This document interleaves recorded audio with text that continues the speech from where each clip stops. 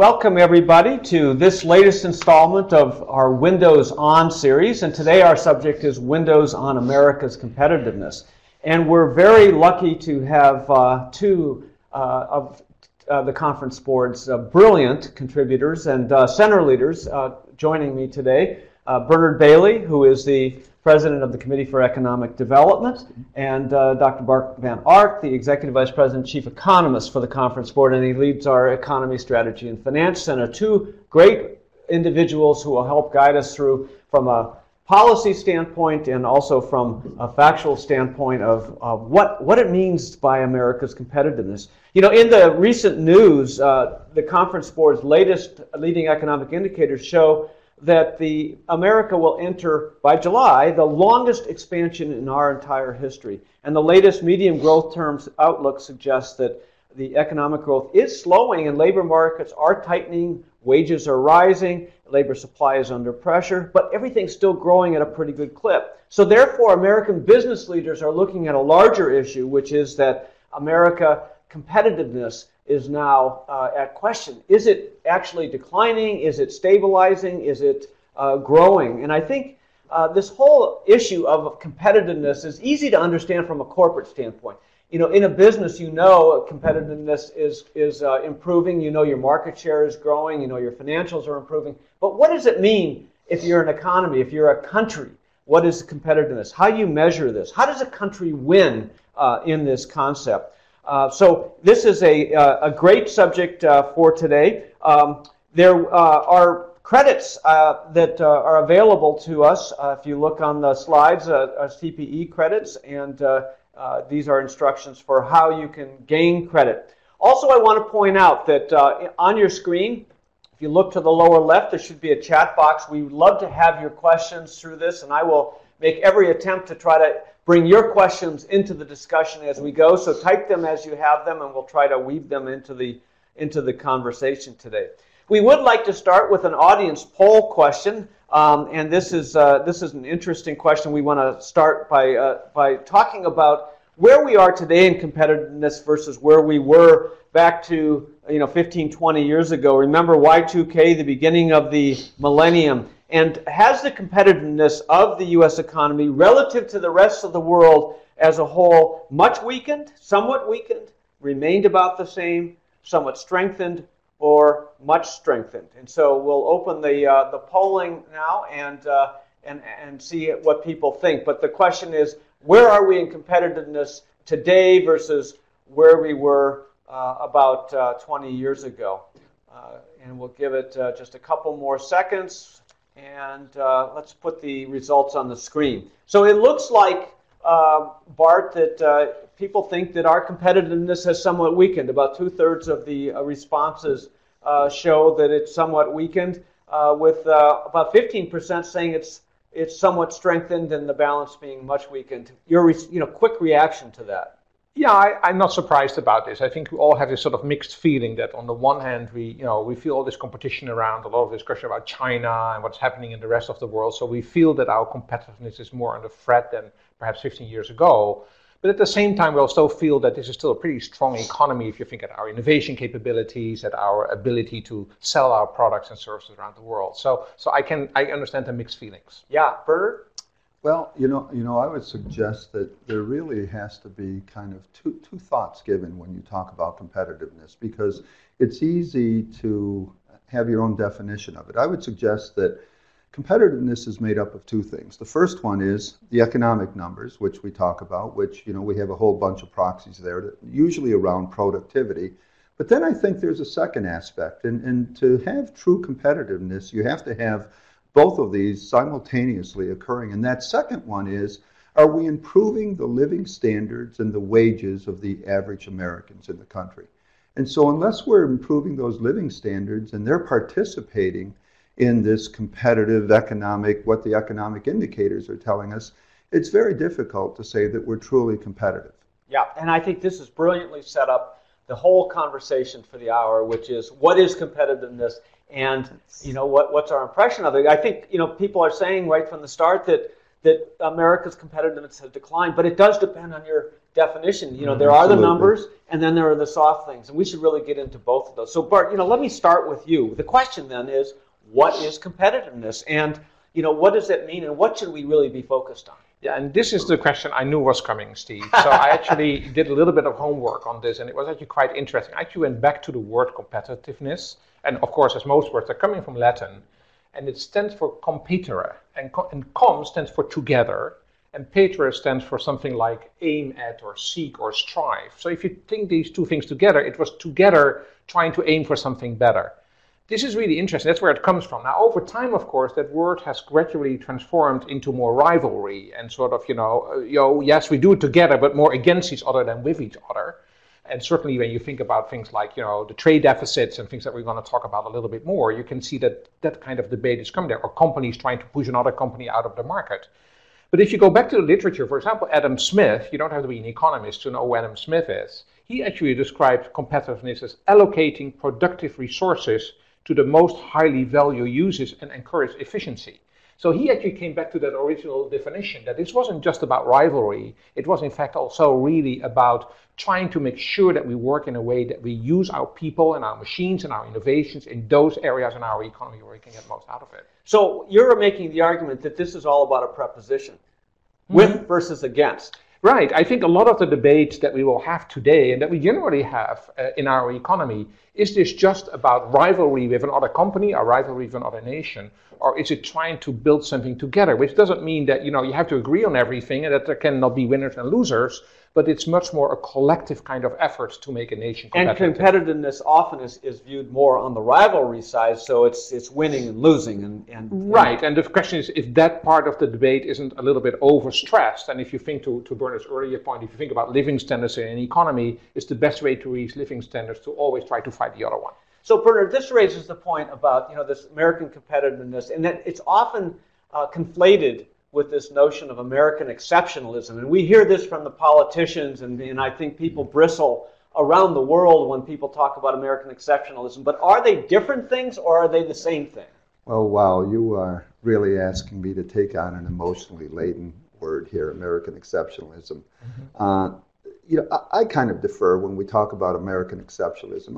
I really defer to Charles Murray, who wrote a very bright and pithy little book on American exceptionalism, which when we talk about American exceptionalism, what we're talking about is what makes America unique. Not better, just different. What makes us different? And when we're talking about competitiveness, we're talking about, as I said, our ability to compete in the global marketplace. So our American exceptionalism was really driven by who we were as a nation, and it's really about the moral, cultural aspects of our country. That led to lots of innovation. That led to a lot of creativity. All of that is what has, a lot of countries in the world are saying, gee, we'd love to capture more of that. That's what they come to our education system to try to get at the same time. But it doesn't mean it's better or worse. It just allows us to compete in a way on a global level in a different way. And Bernard, you've run several companies, you've chaired boards and been on seeing the inside of many companies. From a company standpoint, competitiveness comes down to innovation, doesn't it? Well, at the core, it's about innovating, right? I mean, Joseph Schumpeter, the famous economist who really coined the phrase of creative destruction, made that point that at its core, that's what capitalism is. It's about continually innovating and regenerating and going there. But I'd also like to build on, your point that we understand it at the corporate level and it's more difficult at the national level. But I think there's an analogy that we can draw here. And if you go to that analogy, it's going back to the 1970s. All of a sudden, we made this shift to think that, gee, shareholder value was the single most important aspect of running a company. And now we've become a little bit more enlightened, and we realize that the shareholder view, that if we're not allowing in a corporation all of the parties to prosper and participate in the growth and the wealth creation, then we're not creating a sustainable company. And it's the same way when we think about it within our nation, right? If we're growing, but we're not allowing all of the constituents to participate and prosper along with that growth and that wealth that we're creating, then we're not creating a sustainable growth model. So you go very much back to that original word, in the way that was said. It's together striving for something better. Together. You can do that in a market environment where you have winners and losers, right?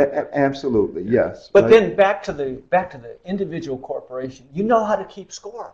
And you can measure things, inputs like R&D spending that is behind innovation and new stuff and so forth. But then when you go to a national level or even a global level part, how do you keep score as it relates to competitiveness? Well, if we follow the newspapers in the last couple of years, I would say, and certainly the president is a big fan of the concept of the trade balance. So and of course, trade balance is one of the issues that you're looking at. And when you look at this chart here, you can see how rapidly the U.S. trade deficit has declined, and there's justified concern about the speed by which this is. But it's a very imperfect measure, right? Because trade balance can go down also because not we are exporting less, but we're importing more, and we're quite often importing more because the economy is doing very well. Yes. So isn't this actually an incorrect thing to look at? Because and shouldn't we actually look at it inversely, which is that if you have a trade imbalance, it means we're a richer country and we can afford to buy more. Yeah, as long as the trade balance is kept in balance. And I think when you look at this chart, you do see that in the last 4 or 5 years, we have seen a very rapid decline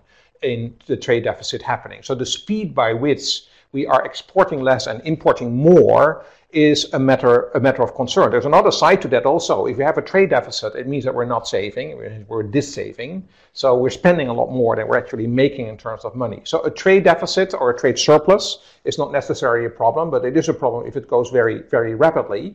It also matters a lot where, with how many countries in the world do you have a trade deficit. So the chart that is coming up now is showing that all those countries that are in red here are countries that the U.S. has a trade deficit with. There are some countries we have a trade surplus with. But I'm sorry, Bart, we weren't showing, the chart wasn't showing on the screen now, so I'm hitting it right. We're back, right. So you can see here that, of course, China is dark red here. That's a country we have a huge deficit with. So that's why we're negotiating with them. We have a lot more countries we have a deficit with, and we have only a limited numbers we have a surplus with. So that's another question to be concerned. And then finally, the final question to be concerned is in how many sectors of the economy do we have a deficit? And it turns out we have many more sectors in the economy we have a deficit, particularly in manufacturing. Most manufacturing industries we have a deficit. There's some areas in the economy we have a surplus, which you can see here in blue, like aircraft, like chemicals, and then of course quite a few services sectors in which we have a surplus.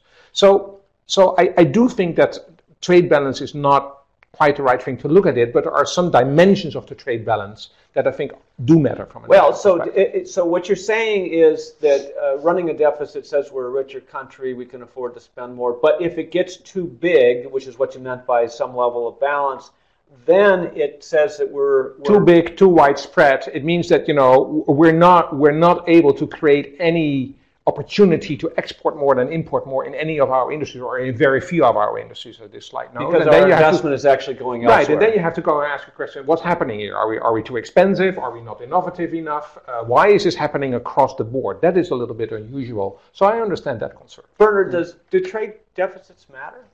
Well, no, not in my opinion, really. I mean, and let me qualify that a little bit, right? I mean, trade deficits, right? First of all, you have to look at them at the aggregate. So if you start looking at them at a national level, one person has something that's more valuable to you, so you trade and you do that. And that was, David Ricardo explained that in Comparative Advantage. There's certain things we do well, there's certain things we don't do well.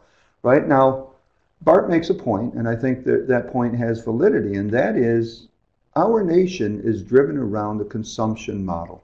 Right? What makes this model work and the way we measure it is based upon the consumer side of it.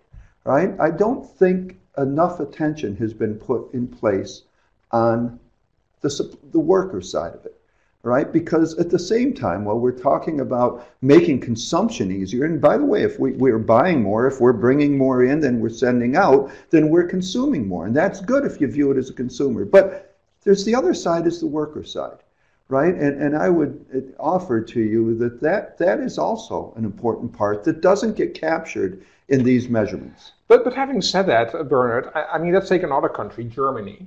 Germany is a country which has a huge trade surplus. They're very proud of it. Too proud, in my view, because the trade surplus, I think, is too high in Germany. Like a Dutchman. Right? Well, no, but I'm speaking for the Germans now. I mean, it's too high, in my point of view. But look at the position of the average German worker, particularly in those areas where they have a trade surplus. They get better paid, they're better skilled people, they're very innovative, and so on and so forth. So it does show that some of those areas where a country has a surplus, they're quite often doing that because they're just better at doing it, and it helps the worker. Yeah, well, true, but you're asking me to accept that correlation is causation. Right. So then look at the other side, right? So we look here and we have our trade deficits, right, that occur in this country. And this is my point when we go back to how do I think about competitiveness? And it's really the simultaneous, not only being more competitive, being able to compete better and domestically and internationally, but it's at the same time allowing prosperity within the country.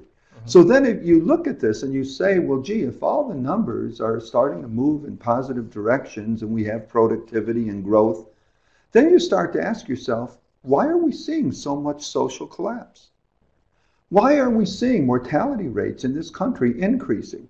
Why are we seeing life expectancies of white males going down for 3 straight years in a row, something we haven't seen for an awful long time, right? Why are we seeing an income gap, an inequality that's increasing to a level? And we see today, for example, the bottom 20% of our country compared to 1973, they're making about 60% more, where the top is making about 143% more. So there are multiple answers to that question that you're asking, but my point would be that one answer is that we're not competitive enough in order to actually free up the money to pay those people better and give more people a work and a job opportunity. So going back, your point of view, Bernard, is that trade deficits don't matter.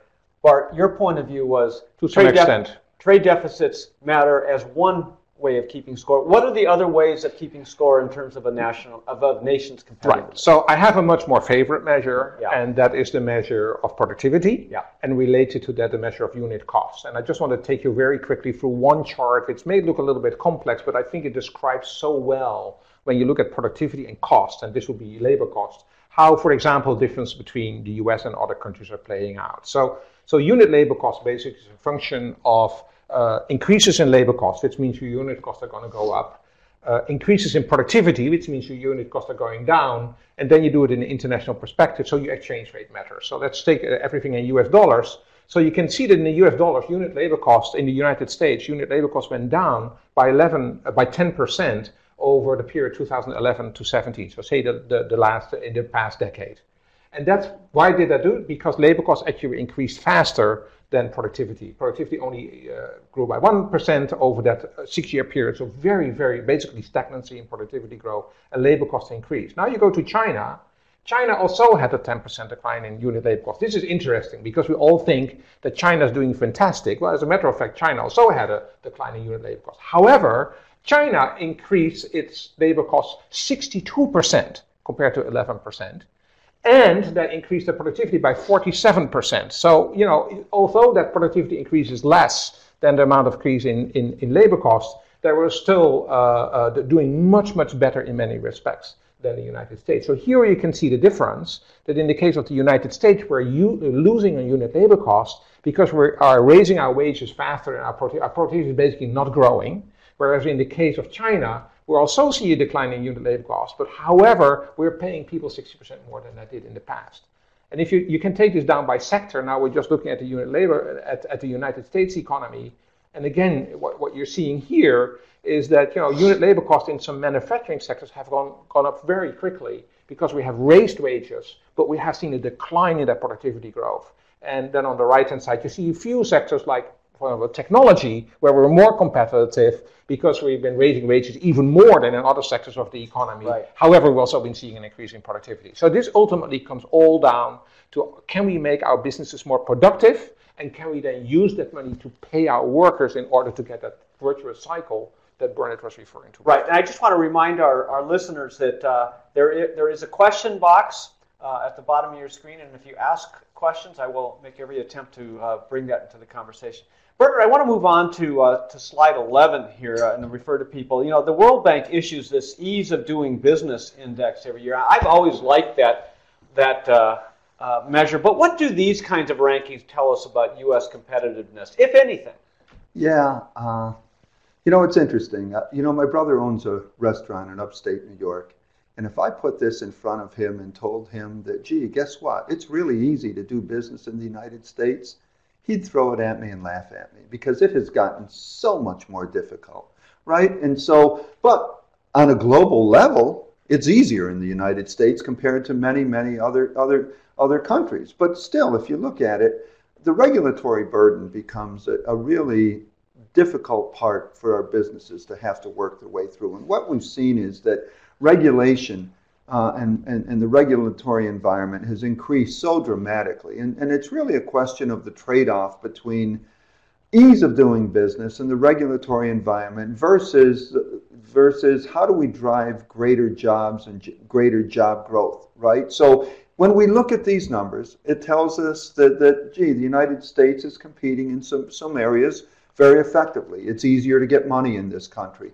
You know, it is easier to go bankrupt in this country. And by the way, that's really important because it allows you to establish businesses. But if we go and we look at business formation in this country, we see that our business formations are lower historically than they've been and have been for several years now. And especially public companies. Especially public companies. And a lot of that's driven by the regulatory environment. But just the formation of companies. You know, it was only a few years ago that for the first time in as long as data has been collected, that we have had more dissolvements of companies in this country than formations of companies. Yeah, and a lot of people will push back on that and say that's because they're getting bought up, and that's a great cycle where these startups get bought up and get brought into bigger companies. But your point of view is that the coming in from the bottom is still not happening. That's not happening because it's difficult in this country, right, and many countries. But in addition to that, while you say they're getting bought up and that's good for the country,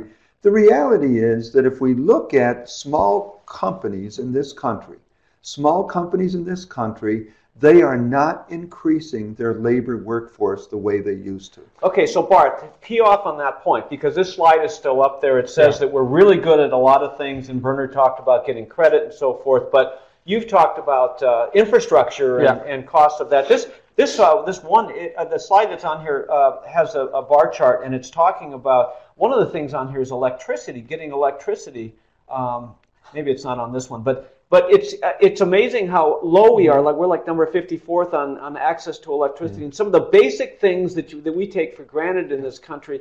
Talk about, is it just regulation or is it some other stuff? No, I want to come back to regulation in a second, but first of all, I think this infrastructure point is really important, and I think if you look at some of the data behind this ease of doing business index, you do see that the US has a problem about infrastructure, and I know that at this Committee for Economic Development, we talk about this all the time on how important it is that we get a policy framework about infrastructure. Why is that important? Because infrastructure doesn't help individual companies, but infrastructure also helps companies to work better together. So here we go back to the competitiveness concept. You want to create an environment, electricity is one, infrastructure is one, both virtual and physical infrastructure, in which companies can operate and compete with each other. And that's what we're missing in the case of the United States. On the regulation point, the issue with regulation and competitiveness is very complex. Because, of course, regulation makes it easier to do business.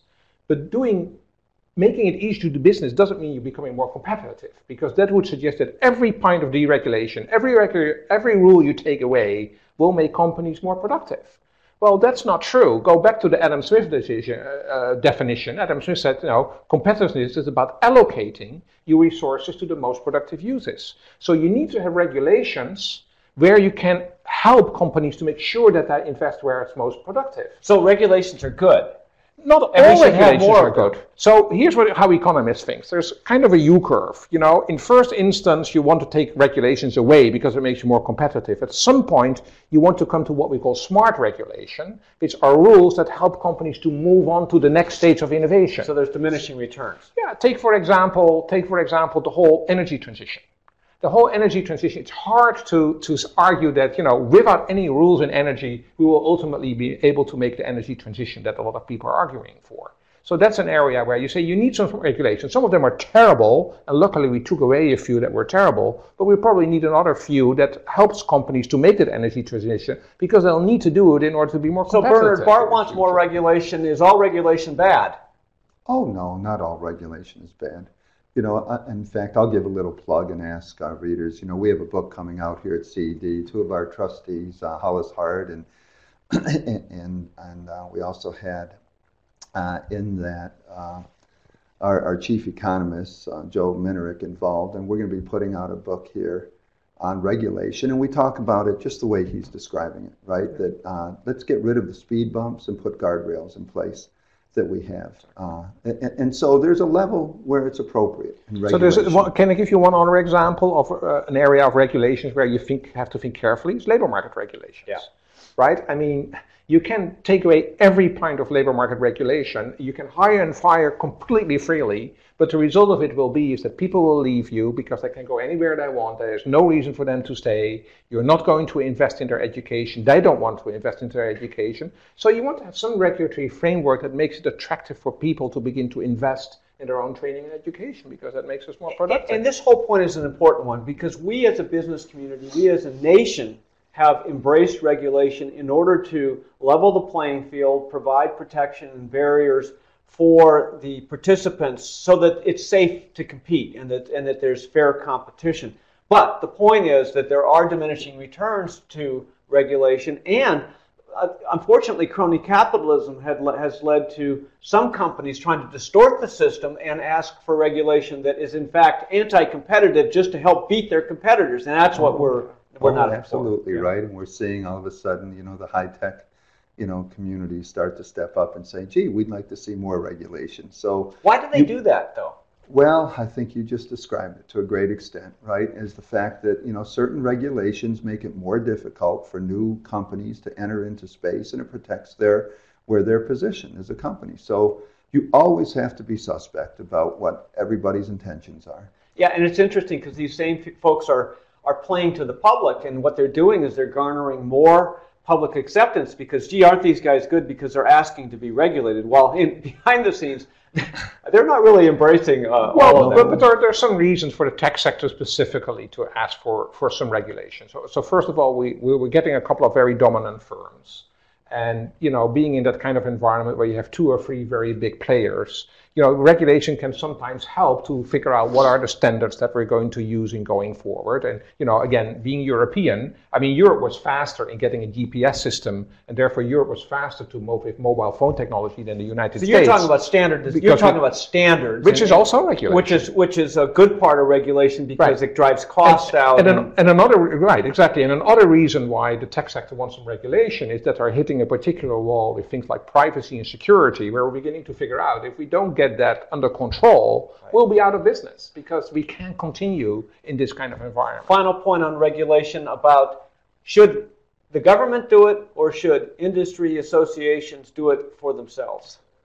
Well, the reality is that there are certain things where the commons need to be protected, and that's where the government can play a role that not always the industry associations are going to do it. Around standards, that's one thing, but in certain areas, we saw this in pollution. There was a point where it was important for the government to step in and put a standard in place, all right? I'd argue we're at a point of diminishing returns on that now, where it's really hurting our ability to be productive and also get people into the workforce. And so this goes to the point in the book, which is that regulation should pay out, that the benefits should outweigh the expenses for a society, that they should be viewed and reviewed at various points in time, and basically sunsetted if they don't make sense anymore. Absolutely. Listen, I think this brings us to a natural point where we can transition. We've spent the first 30 minutes really talking about what is competitiveness, how does America's competitiveness compare, how do we look versus some of these measures, what are the right measures to look at, and so forth. And I think we should evolve now to talking about how do we then take America's competitiveness and to, in fact, improve it over time. And I'd like to turn to our next 2 poll questions. They should be appearing on your screen, the second poll question.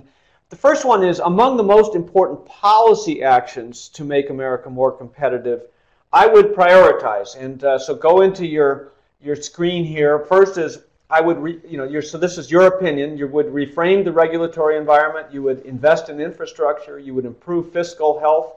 You would take more effective trade policies. You would have higher quality in education, or you would focus on a low-carbon economy. So which are the most important things to make America more competitive, in your opinion? Which of these areas of policy are the most important? And the votes are coming in, and we're looking at things. You're seeing education pop up here, infrastructure pop up here.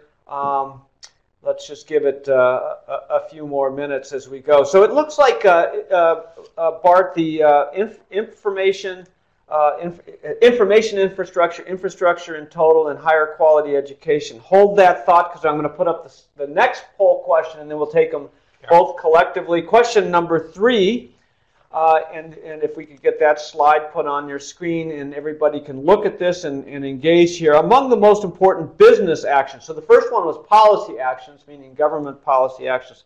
This poll question is, among the most important business actions to make American companies more competitive, you would prioritize. And so you think that companies should prioritize more R&D, second, big data, robotics, and AI, the third is new markets, new customers, fourth is better preparation of the future workforce, next is driving efficiency through cutting costs, and then finally growth through M&A and other scale economies. And the votes are rapidly coming in here.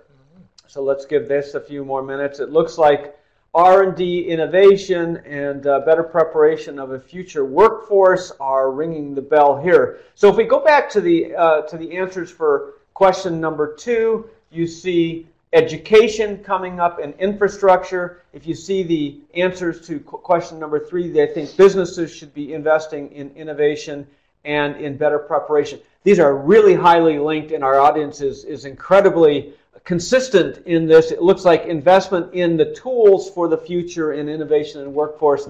Bart, how do you react to this? Well, I'm sure Bernard will love these results because it's very much in line with a lot of points that he's been making. And I agree, of course, those are really things that in the longer term matter. On the first question, however, I am surprised how few people would take the fiscal health of the nation, because I can tell you that if we don't get the fiscal health of the nation in order, then investing in infrastructure and investing in higher quality education is going to be a hell of a job. So I think there's a precondition for making these other two things happen. On the second question, R&D and preparation of the workforce, I totally agree. Here, I'm a little surprised how few people take efficiency and productivity. Because frankly, if I go into an average business, I think there's a lot more discussion in the boardroom about how we cut costs and how we become more productive than there is discussion about what's our next investment program in R&D or in our people. And Bernard, this is the point. I think people are sick of talking about cutting costs, and they're sick about getting cut as the costs, because that's what happens with people. They want more investment for the future. Yeah, and to be honest, I've sat on 8 publicly traded company boards, and there isn't that much discussion about cutting costs. It's really talking about how do you become competitive moving forward, right? And what we have to do there. So when I look at this list, I find it interesting, because if we think historically, and the facts bear it out, that the United States has been the single most productive, i.e. competitive nation in the world historically now for 50, 60 years. Right? And how did we do that? Well, we did that because we made, first of all, investments in infrastructure and education at very, very high levels. Secondly, we put in place an antitrust set of protocols that really drove competition. And out of competition and market forces came the innovation that we needed. And then thirdly, we put in place those institutions for innovation. I mentioned earlier the ability to take risks, that there's not a big penalty if you fail in bankruptcy in this country. The investments that we've made in our universities and linking the universities to our federal research labs and getting innovation that way. A large amount of investment by this country at the national level in basic research and development. All of these were critical policies that drove our productivity then. So, go ahead. No. I just think it's important. You're right on this fiscal health point, all right? Because here's what concerns me. And I just pulled out a little data before we got together. If we go back to 1962, in 1962 as a nation, we spent 14% of our budget on entitlement programs. And we spent 34% of our budget as a nation on investment programs. Investment programs, infrastructure, education, and basic R&D. Let's move up. By 1973, we were spending an equal amount on both of these programs. In entitlements, 24, investment, 24. Today, or in 2016, our entitlement programs were driving 46% of our budgets. And as a nation, we're only investing now at 14% of our national federal budget. Let's go ahead and take the poll questions down. But we have a comment from one of our audience members that says offering a better education system will only help if society takes education seriously. And as a former college professor, her experience is that students' dedication and curiosity has declined, and so basically that the quality of what she's seeing in the classroom has declined. Bernard, you're a professor in an MBA program, and Bart, you're a professor in an economics program in Holland. Bernard, start with you. Do you agree with this comment that that it's just garbage in the classroom now?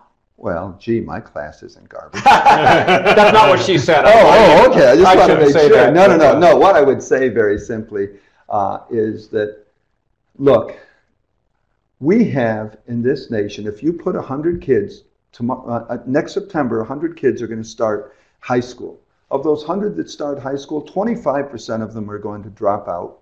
50 of them are going to go on to college. And of those 50 that go on to college, only 22 are going to graduate. Meanwhile, we have a program that is invested entirely in driving young men and women into a college environment. That doesn't mean that that's what our nation needs to thrive here.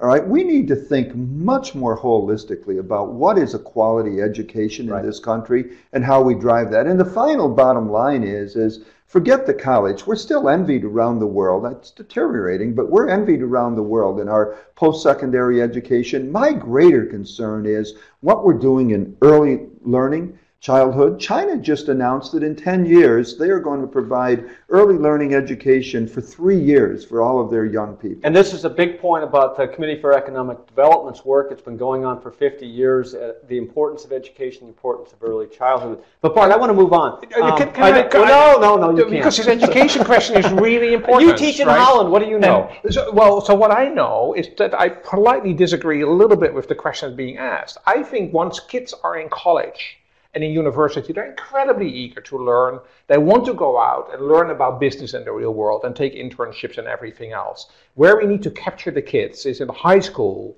where trying to engage them with the business community, do internship programs for high school kids and so on. And businesses are not investing in those younger people. Once they're caught the interest, you will capture them during the college and the university system. So I'm a little bit more optimistic here. Yeah, no, and our listener comes back and says top students are still very high quality, and there needs to be diverse education experiences, including trade schools and so forth, which is exactly what we say. But I want to move on. This whole notion of the American economy and measuring it and so forth is difficult, again, to get your arms around. But isn't the American economy just simply a sum of its parts? In other words, doesn't that mean that the productivity of each company matter more? And shouldn't we be focused on the measures in each company, because that you sum it all up and that's what the economy is? Or are these big metrics really meaningful? Yes, to the largest extent, competitiveness of the American economy is the sum of parts. So the more productive companies, the more competitive companies we have, the better it is for U.S. competitiveness. But I want to sort of underline the point again that if we have more companies being competitive, there will be the so-called external effects or spillovers, as we economists call it. So this is the effects from infrastructure. This is the effect from research and development. If one company does research and development, the rest of the economy is going to benefit from it. If we get a network set up and we have standards, which we talked about before, the rest of the economy is going to benefit from it. So it's more than the sum of parts that makes an economy really competitive. But driving it down one level lower to the level of business, this chart is a little complex, but I think it really tries to get to the bottom line, literally. Which is, the bottom line for a company you're not sitting in the boardroom and say, our target is to be more competitive, or our target is to become more productive. Quite often the target is revenue growth or profits, and things like that. So the things that play into profit, and we've done a lot of research around it at the conference board, is it's about scale and market size and how you scale up your company. That helps enormously in order to become more productive and drive your bottom line. It's about your price wage margins. It's sort of, how do you price your output and how do you cost your inputs? And it is about productivity. And it turns out there is an incredibly strong relationship between those three factors, and particularly between that productivity and that profitability. So the point is that if we really think hard about these various components of the profit equation, of which productivity is an important part, you can drive competitiveness by just focusing on your bottom line. This point, Bernard, is really important. Productivity in a business is important, and we keep talking about this. All the economists keep talking about in terms of GDP. And in order to drive our GDP growth back to the higher levels that it was in decades past, it needs to be productivity. And I think what Bart's saying is that comes down to business productivity. What is productivity in a business? How do you measure that? Well, again, productivity, at a simple economic level, one simply says, well, gee, how much did we produce and how much labor did it take us to produce that, right? How do you get people to do more? How do we get them to do more, right? But we learned that that's not the definition of competitiveness, right? The competitiveness is about a whole different perspective, because in a business, a fundamental difference between a business and our economy, our nation, is in a business, we work towards a shared vision. We create what is our strategic plan. This is what we're going to look like in 3 to 5 years. This is what our economic numbers will look like. But more importantly, this is what our workforce will look like. This is what our customers will look like. This is what our markets, this is what our products will look like. Here are the areas that will compete. Now let's go to the nation. In the nation, our biggest problem is we are divided. We have no shared vision for what we want. We have no economic strategy. Who should be doing that? To create that. Should that be business or that should be government? That's got to be come out of our national political system. And who's accountable for that? Is it the business leader or is that the elected official? We elect them, so we as all Americans are accountable to that. We need to work together. Right, and we have to work together as that. And that's the role of business statesmen, to get involved there. Because, these things I talked about earlier, right? We cannot become a more competitive nation and try to do it at the company level. There are way too many factors that are critical in public policy that drive our ability. It's important that what the government has to do is create an efficient and supportive environment for businesses to be productive. In addition to that, the government has to make sure that we equip our workers with the skills and the capabilities that they need to be competitive in today's environment and tomorrow's. So, Bart, it's all the government's fault. No, I think the way that you're describing how companies are becoming more productive and therefore drive the bottom line, which is really the point that we're trying to make, and therefore become more competitive, is a matter of working together. So you go back to the original concept of competition. It's working together. And then you take it to the national level and you say, well, we don't do that at the national level. So in a way, I would say, I know that a nation is not a company, and we shouldn't run a nation like a company. Also, some nations do, like Singapore and so on, but in the US we won't do that. But working together in order to drive these various parts that makes us more competitive is incredibly important here. So what? And that's not just a matter. That's not just a matter of the political system.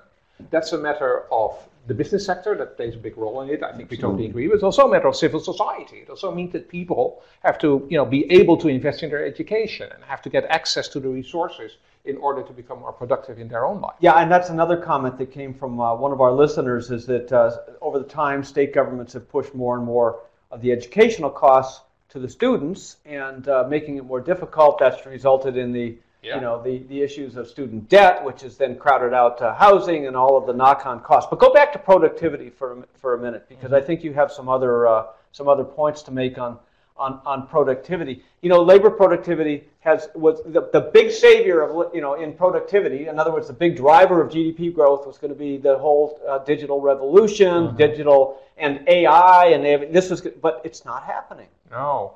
Actually, if you look at the numbers over time here, that should be popping up in this chart, which for some reason isn't happening. It's at least it's white on my screen.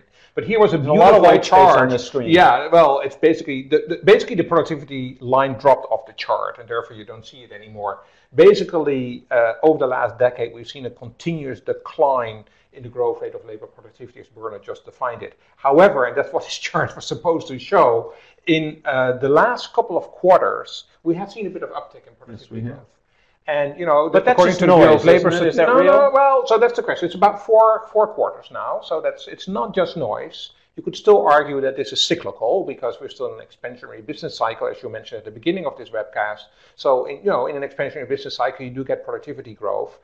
But, and I wonder what you guys think about this, but I do think when I talk to the business community, that this digital transformation progresses. This is very, very hard to do for companies. Is gradually beginning to pay off, and that companies are beginning to see the effects of digital transformation on Bernard, is AI going to do it for us?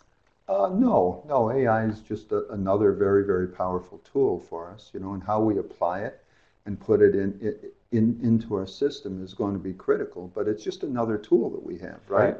And what we're seeing, I mean, I think that you make a very good point. It is very difficult. I mean, I just got finished running 2 companies and trying to do that digital transformation in relatively small companies compared to the big multinationals. It's very difficult. You don't have access to the resources. You don't have access to the consultants. You don't have the scale to be able to put it in place. So, and the reason that concerns me very much is as it gets more difficult, just as we're concerned about inequality being created at the individual level, we have to be concerned about equality being created at the corporate level also. No, that's right. Now, I have to move into this, and you can't turn on a television today without hearing about trade policy, but it's an important part of what makes any country competitive is to have free, fair trade. Talk about trade policy and what do businesses want in our trade policy? Well, this is interesting because if you took most business people, they land very, very squarely on this whole idea of free trade. And let's just slug it out and be competitive. But I think in the last 3 to 6 months, business people are coming around to that our trade issue, especially, and let's just call the 800-pound gorilla what it is, our trade issue with China is much, much bigger than just about a trade balance. All right? It's much bigger. It's about access to markets. It's about protection of IP. It's about so many things that are important in the long-term ability of us to compete against the Chinese in the marketplace and compete against the international standards that they agreed to sign up to when they came into the World Trade Organization. So this is getting very, very dicey where we are today because it's a price to pay. Bart, he just said it's our role, it's a U.S. role to compete against China. Is it against China, or are we trying to increase trade with China? I'm going back to your prepositional challenge. Yeah, and let's go back to that chart that we show right at the beginning. We're not going to go there too far back, but we showed this chart at the beginning that showed the number of countries that we're actually in a trade deficit with, and China is the big gorilla in the room, as you rightly say so. But a lot of other countries that we actually have trade deficits with, and we need to think about, are we in the right spot in terms of the way that we're trading together? This concept of free trade that you were mentioning just, Bernard, we are fooling ourselves by thinking that free trade simply meant that, again, it goes back to the issue of regulation, that we just let it go and just let market forces do the work, and then we'll be in a good equilibrium. It turns out, certainly with China, that was not the case. China didn't play the game in a free way. Frankly, the US didn't quite play the game in a free way.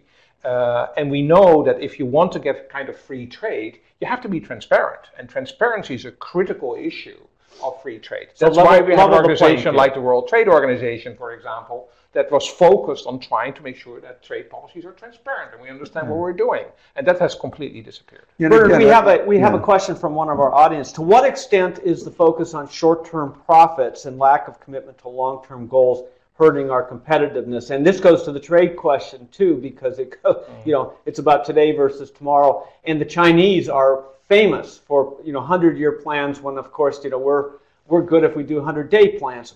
Talk about the short-term problem. Well, that's certainly a concern, right? And there's no place you can point a single finger and say, gee, we blame it on boards, we blame it on CEOs, we blame it on shareholders. The fact is that we have an ability to fix this problem and to focus on the long term. But as long as we have incentives in place, as long as we have people motivated in the short term, this will be a problem. I mean, I'm actually intrigued.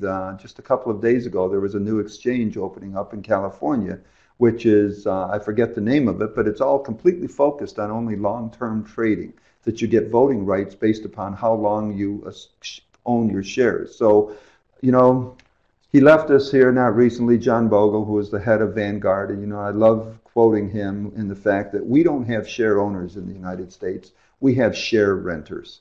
If you look at the average trading period of 3 months in this country for holding major shares of major corporations, that is a concern. But look, the fact of the matter is it's up to boards of directors and CEOs to run their companies the right way, and that's for long-term growth and long-term prosperity. Another comment here from one of our listeners is that if you're not innovating in new products, if you're not investing in innovation, then you're not really enhancing competitiveness. And if you go back to the answers from our poll questions, our listeners are saying we've got to invest in infrastructure, education, R&D. And those are all long-term goals. They're all long-term. So you're puzzled about why do we stay so focused on the short term, whereas the things that we think are really important for the economy as well as for businesses are long-term. And I think the China link here with trade policy is really interesting. I think the main concern that companies have with the current trade dispute with China is not, as you rightly say, Bernard, it's not because we don't think something needs to change. Something needs to change. We can't go on like this. It is that most companies that are operating in China are there for the long term. Yeah. It's taken them 10 years to build what they're having now, and it will take them another 10 years to build it out. And then to see this completely disrupted, that's really kind of a short-term gain for a long-term loss. Bernard, you talked about the importance of government involvement and government investment. This is great as long as there's money to invest. I mean, at the post-World War II average, debt to GDP in this country was 40%. Where are we today? Oh, we're approaching what, over 60%? No, I think we're closer to 84%. I lose in other words, the point, and this is the point that Bart was making, the fiscal health, the debt levels, the sovereign debt, and it's not just this country, it's all these countries. There's not going to be any room for investment. Well, I would phrase it differently. Not there's not going to be any room. There is no room for long-term investment. Right? And that's a huge problem, right? So, for example, what people have done with this whole fiscal health issue is they've tried to frame it around this impending doomsday Armageddon that's going to occur 10 years in the future, 20 years in the future. The reality is Armageddon is here today. We as a nation, this data that I showed you earlier, we are not making the investments in education, in infrastructure, in basic R&D that we need to make as a nation because there's no money to do it, right? And there is no appetite. When you asked earlier about running a company, one thing you do when you run a company is you say what's working, what's not working. And if this isn't working anymore, we cut it, we get rid of it. Nothing gets cut in the government, right? There is no incentive to do that. Does that mean that entitlements are short-term or long-term? Well, entitlements, I mean, it's a matter of where you stand, isn't it, right? Whether you're going to take them or not. But the truth of the matter is we have to address our entitlement program, our health care costs. Because it feeds today's issues, it's short term. Right. And we put this mask in here trying to call it Affordable Care Act. It had nothing to do with driving costs down in health care, right? And we need to address some of the systemic and structural problems of cost in this country, in healthcare, in pensions, in Social Security, in Medicare. These are what are stopping us from being able to make the critical investments going forward. The reality is, of course, that companies are investing. It's actually been, for a long time we were very worried that companies were not investing, and then as 2016 and 17 and into 18, they started to invest because the opportunity for growth was there. What you are pointing at, quite rightly so, is the opportunity and the incentives too, right? We changed our tax structure. Yeah, well, right, and we made it more of an incentive to invest in 2017, too, right? But the investment growth, I think, was more the result of the fact that there was a growth opportunity, there was demand out there. That's why I'm optimistic about the digital transformation. But the tax stimulus has certainly helped. So you could say that's one thing that the government has done. I think what you're arguing, I would very much agree with it. It cannot just be a matter of tax cuts. It has also to be this technology and infrastructure and the education system, which is a government responsibility in association with business in order to get that longer term focus. It can't be about tax cuts, but it also can't be about tax increases, because the more you take from the private sector, the less there is to invest from the private sector. What's the right balance, Bernard? Well, we have to be thinking much harder about, what are the programs that are effective? Where do we get value as a nation here? And again, I back this all up to the comment I made earlier. Without an economic strategy in this country, without a clear understanding of what is the vision, what do we want this country to look like, we will just amble on and on and on. And I would only say that, I'm reminded of what my father taught me when I was young, and that was very simple, and that is, you can't talk yourself out of a problem that you behaved yourself into. And everything we've done here as a nation are a set of policies that we behaved ourselves into this situation. And talking about them isn't going to change anything. You're elected we have president. to do something. You're elected president next year, 2020. I'm voting for you. You're in. What's the economic vision from President Bailey? It's got This is your pitch. Pardon? This is the time for you to Come heat on it now, up. you guys, I'm not running for anything. What I am though is asking that we need to have a policy that really looks at how we have prosperity for all Americans. Long term. Right? Long term. And that we make those investments. Our political system has no incentive. We talk about no incentive for long-term investment in our economic system. The incentives are there for that. Our political system does not have the incentive. Bart, they call you back to Holland next year and they say, Bart, we need you back. You're a global economist. You're the prime minister. What is the I can't go for the US presidency, unfortunately, but if I go back to Europe, I go for the European Commission president. Nobody because likes that's an open position right now. No, but kidding aside, the issues that we're talking about a lot about America today, but the issues that we're seeing in Europe or in big parts of Asia aren't all that different. And that is that I think the main issue that we're seeing in civil society right now is that there are too many people who do not have access to the sources of growth. And that I mean in the broad sense of the word. So it goes back to my competitive definition. It's working together, and for that we need many more people in the mix than currently is. A lot of people don't have access to healthcare, to education, to proper housing, and all those kind of things. And that is a difficult balance because it's going to cost you something. It's going, I hopefully not raise taxes, but it will cost some tax money. That's the reality of it. And trying to find a good balance, I think that is the real challenge that any politician will have in this. You both mentioned China. China is the second largest economy in the world. China has a stated intent to be number one. Bernard, Bernard and Bart both, what year does China's GDP overtake the US GDP? Is that year 2025, 2050, or never? Oh, I think we'll see how it plays out. Right? They have a whole lot of issues that they're facing too. I would much rather play our hand as a nation than the hand that they're playing with. 2025, 2050, never. If you want, never. Bart. Well, that depends how you measure GDP. So I need a one-handed economist. I gave you an answer. No, look, it's very simple.